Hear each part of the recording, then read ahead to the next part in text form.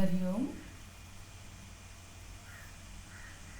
Welcome you all to the next lecture on data mining and data warehousing course. We are currently discussing the fifth module. We are talking about the decision trees.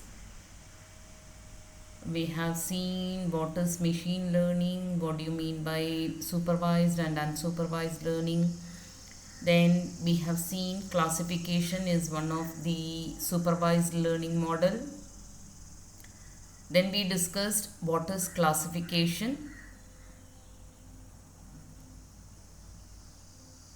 and what are the two important steps in the classification process was also discussed in our previous video. We have discussed how to build the decision tree or how to construct the decision tree in our previous video.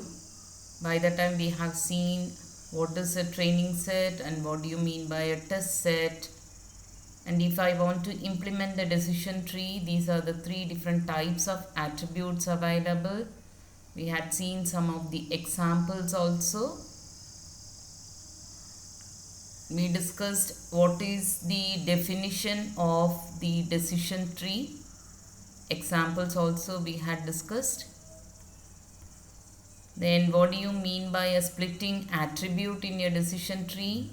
What do you mean by a splitting criteria in your decision tree?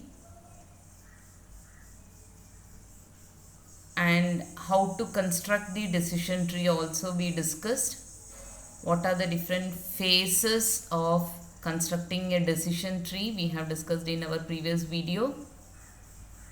The three different phases we discussed. By the time we talked about what do you mean by pruning, what do you mean by overfitting problem.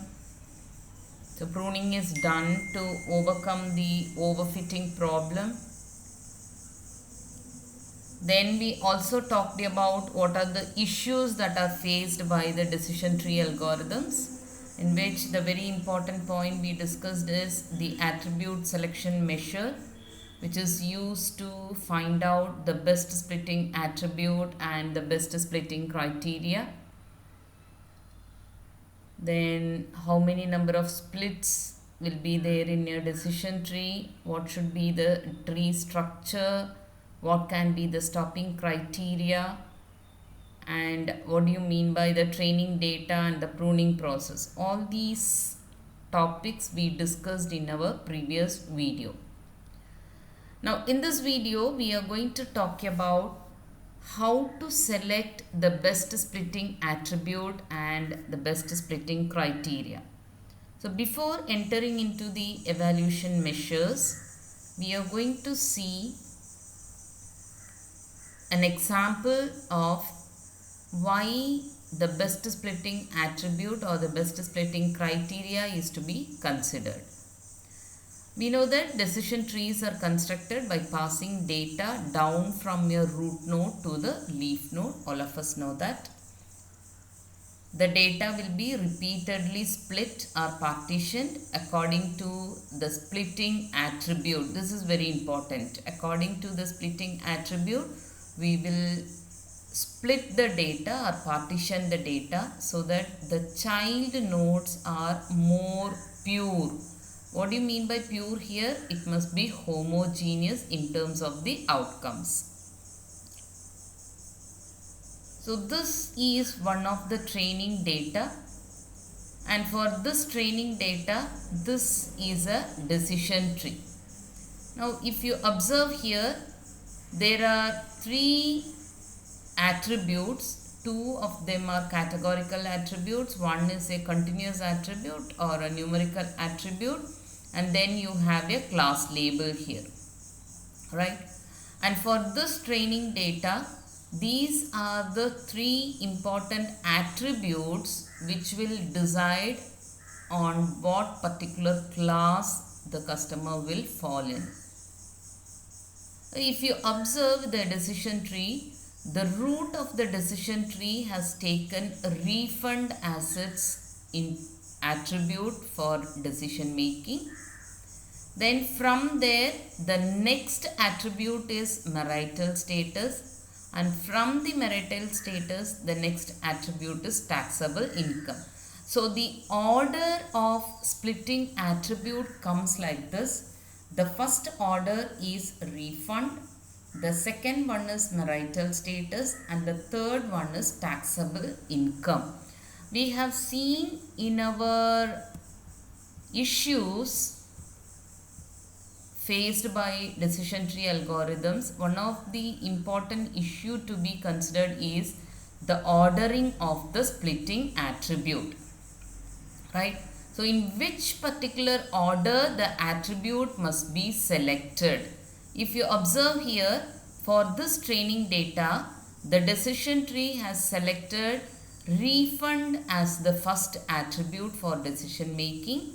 Then marital status is the second attribute taken for decision making, and the third attribute is taxable income.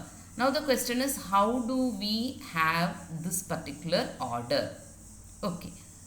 So what we have to do for constructing the decision tree is, we have to pick the most determining attribute and then divide the data according to that attribute. That is, among all the attributes in the data, pick the one that best divides the labels. So that is what is done here. So out of these three attributes, it has selected refund because that is the one best divides the labels. Then after refund, this becomes one partition and this becomes another partition. So for this partition, again we have iterated through. So we have picked another attribute out of these two attributes, marital status and taxable income. Marital status is the most suitable or the best splitting attribute. So marital status has been selected. Then two partitions are there. Then again for this partition there is only one available attribute. So that attribute has been taken. So this is what is done in constructing the decision tree. We pick the most determining attribute, that is the one which best divides the labels. Then for the partitions created, pick another attribute or the next most determining one and you are going to iterate through. Let us see an example. We want to create a recommendation system. Let us assume I want to create a recommendation system. So you have these three apps in your Play Store. You want to recommend apps to the users according to what they are likely to download. Right? Your App Store is having these three apps. You want to recommend apps to users according to what they are likely to download. So when a user logs into the Play Store, you have to identify the user. Then you need to recommend any of these three apps to them. So this is the training data. So for designing a decision tree algorithm for this particular problem, you need a training data, right? So let us assume this is the training data, and in the training data you have gender and age as the two attributes. Gender is a categorical attribute, age is a numerical attribute, and the app is the class label here. The app is the class label here. So it says if it is female and the age is 15, then atom count is the app selected by that particular user.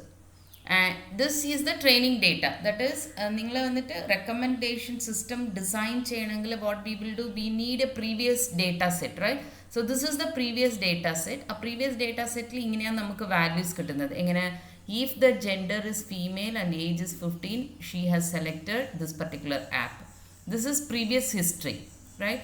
And the gender is female and age is 25, she has selected this particular app. And male 32 age downloaded this particular app. Female 35 age downloaded this particular app. So this is the previous history. So using this data set, we are going to design a recommendation system in such a way that the apps will be recommended to the users according to what they are likely to download. Okay. Now, if this is your training data, if the following customers log into your store, we need to recommend. Suppose a girl aged 13 has logged in, you need to recommend. How do you recommend? We are going to design a recommendation system using this particular training data. Okay.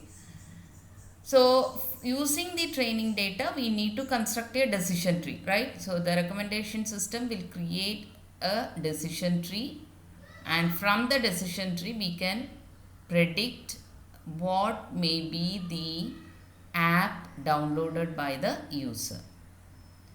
Now, what you have to do, we are having two attributes. So, you have to split the users into two groups based on gender attribute. If so, based on gender attribute, you will have 3 females here and 3 males here. So, if it is female, these are the 3 apps downloaded by them. If it is male, these are the 3 apps downloaded by them. Okay. Suppose if you are going to split the users into 2 groups based on age attribute, you will have young on one side, adult on the other side. So, if the user is young, they are going to have this particular app downloaded. If it is adult, these are the apps downloaded by them. Now, if you compare these two,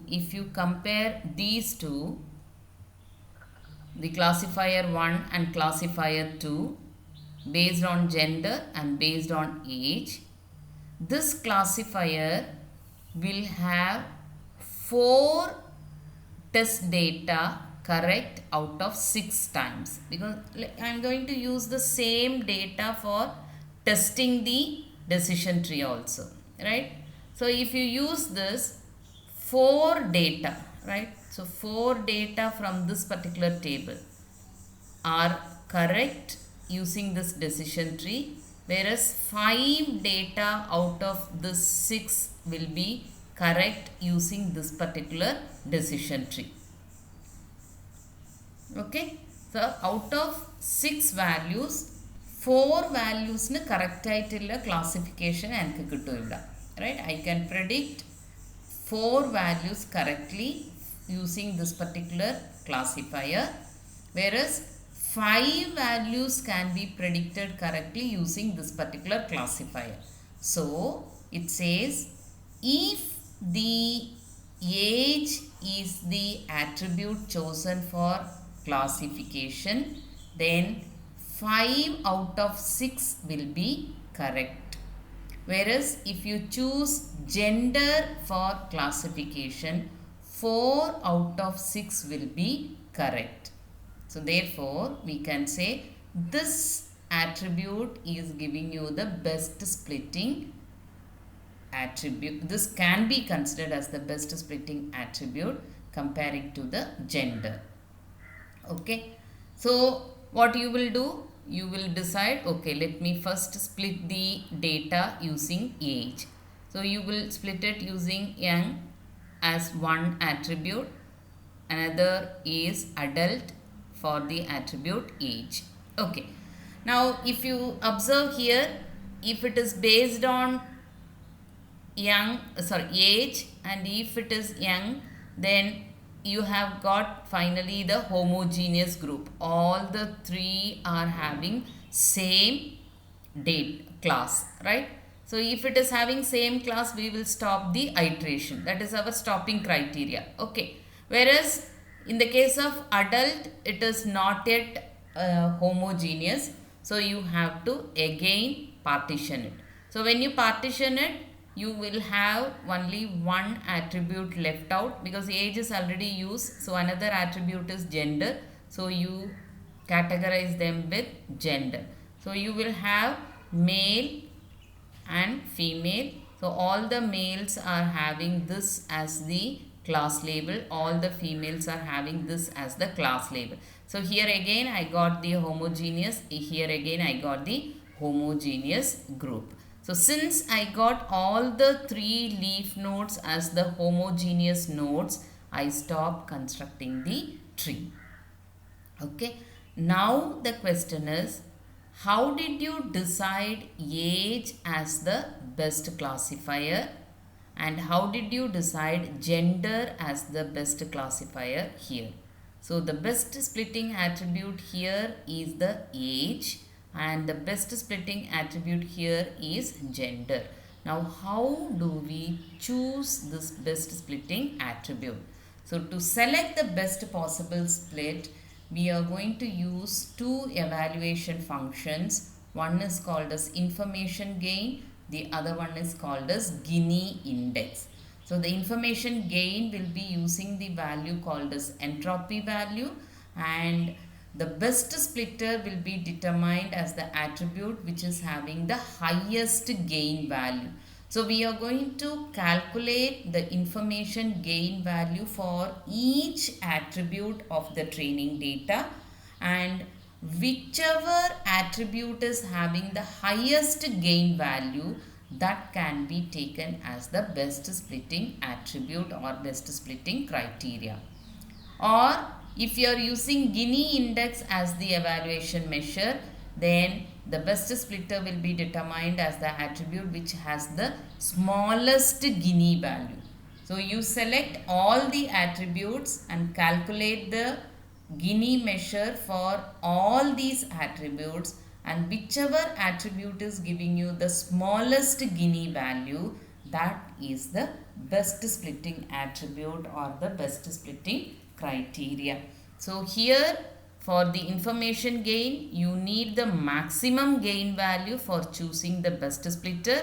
In the case of Gini index, you need the minimum Gini value for choosing the best splitter. Okay, so I have given you this example just to understand which can be chosen as the best attribute. So for choosing this best splitting attribute or the best splitting criteria, information gain and the Gini index are the 2 important evaluation measures that we will be discussing in our next video. So how these measures are evaluated, what is the mathematical part of evaluating the measures, we will be discussing in the next video. Thank you.